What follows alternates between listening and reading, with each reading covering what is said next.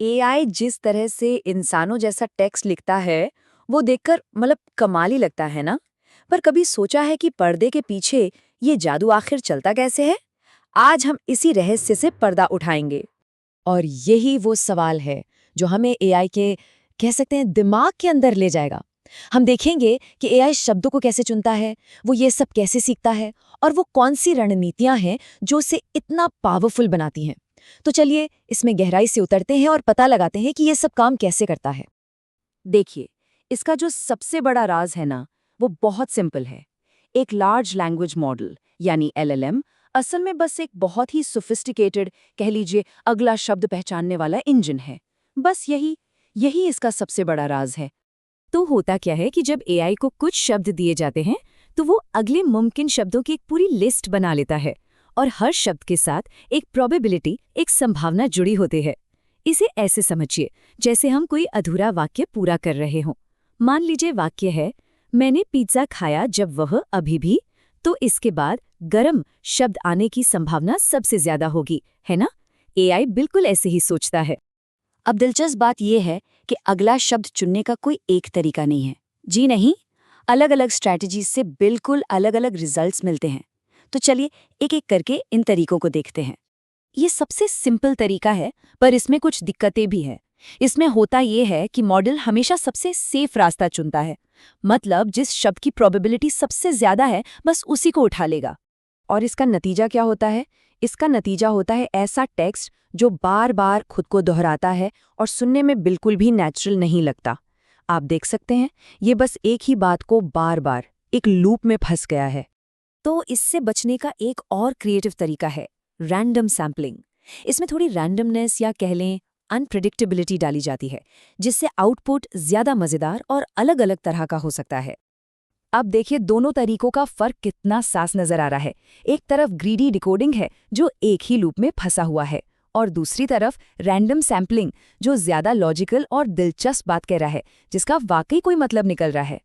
अच्छा, इसे और स्मार्ट बनाने के लिए भी कुछ टेक्निक्स हैं, जैसे कि टॉप के और टॉप पी।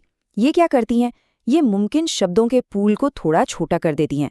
इससे क्रिएटिविटी और लॉजिक के बीच एक बढ़िया बैलेंस बन जाता है। तो सवाल ये उठता है कि मॉडल कितना क्रिएटिव होगा, कितना रैंडम होगा, इसे कंट्रोल कैसे किया जाए? इसके लिए एक नॉब होता है जिसे कहते हैं टेम्परेचर।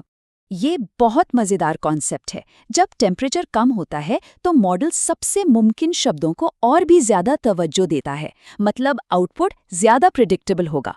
और जब टेम्परेचर बढ़ा दिया जाता है तो ये सभी शब्दों को लगभग बराबर का मौका देता है। इससे आउटपुट बहुत ज्यादा रैंडम और कह सकते हैं अनप्रिडिक्टेबल हो जाता है। इसे एक बहुत ही मजेदार उदाहरण से समझते हैं, तब बात एकदम साफ हो जाएगी। कम टेम्परेचर पे जवाब सीधा साधा है, बिल्ली सोफे पर बैठी है। टेम्परेचर थोड़ा बढ़ाइए तो जवाब क्रिएटिव हो जाता है, बिल्ली पियानो पर बैठकर बाहरी अंतरिक्ष के बारे में सपने देख रही है। और अगर टेम्परेचर बहुत ज्यादा कर दिया तो जवाब बिल्कुल ही अजीबोगरीब हो सकता है। ये कॉन्सेप्ट को एकदम परफेक्ट तरीके से दिखाता है। तो अभी तक हमने ये समझा कि एआई लिखता कैसे है, लेकिन असली सवाल तो ये है कि एआई को ये पता कैसे चलता है कि उसे लिखना क्या है? वो ये सब सीखता कैसे है? इसकी जो पूरी ट्रेनिंग है वो एक तरह से 3 कोर्स वाले मील की तरह है। इसके 3 मेन स्टेप्स हैं। ये स्लाइड समझिए कि उस पूरी प्रक्रिया का एक रोड मैप है। 3 मेन स्टेप्स हैं, प्री ट्रेनिंग, फाइन ट्यूनिंग और फिर रीइंफोर्समेंट लर्निंग। आइए एक एक करके इन तीनों को समझते हैं। तो पहला कोर्स या पहला स्टेप है प्री ट्रेनिंग। इस स्टेज पर मॉडल को इंटरनेट पर मौजूद खरबों खरबों शब्दों का डेटा पढ़ाया जाता है। इसी से वो ग्रामर, दुनिया भर के फैक्ट्स और एक बेसिक कॉमन सेंस सीखता है। अब प्री ट्रेनिंग के बाद मॉडल के पास ज्ञान तो बहुत आ जाता है, लेकिन वो हमारे काम का नहीं होता। यहीं पर आता है दूसरा स्टेप, सुपरवाइज्ड फाइन ट्यूनिंग।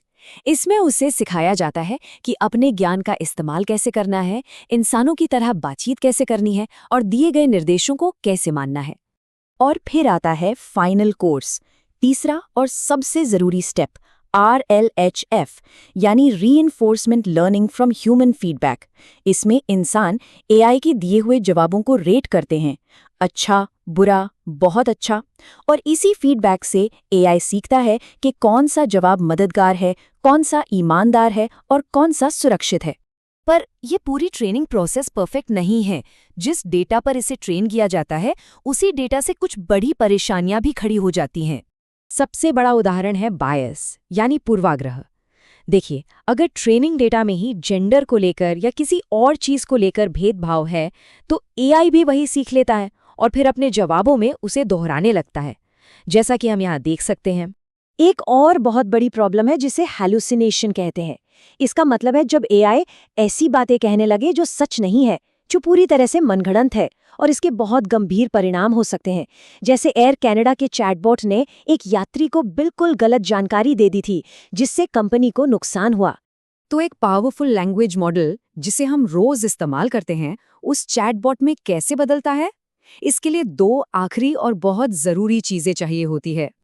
ये दो चीजें हैं, एक सिस्टम प्रॉम्प्ट जो एआई का किरदार तय करता है, और दूसरी है कॉन्वर्सेशनल मेमोरी, यानी बातचीत को याद रखने की क्षमता। इस तस्वीर में देखिए, मेमोरी के बिना क्या होता है? एआई हर बार भूल जाएगा कि क्या बात हो रही थी, मतलब कोई ढंग की बातचीत हो ही नहीं पाएगी। ये जो स्क्रीन पर है, ये एक सिस्टम प्रॉम्प्ट का छोटा सा हिस्सा है। ये वो छिपी हुई इंस्ट्रक्शंस हैं जो एआई को बताती हैं कि उसे कैसा बर्ताव करना है, उसका किरदार क्या है, जैसे कि उसे एक मददगार, समझदार असिस्टेंट बनना है। तो कुल मिलाके बात यह है कि एआई का लिखने का तरीका, प्रोबेबिलिटी और बहुत सारी ट्रेनिंग का एक जटिल खेल है। और जैसे जैसे ये मॉडल्स और बेहतर होते जाएंगे, एक सवाल और भी बड़ा होता जाएगा कि हम इंसान इन शक्तिशाली टूल्स को भविष्य के लिए क्या सिखाना चाहते हैं। ये एक ऐसा सवाल है जिस पे हम सबको सोचने की जरूरत है।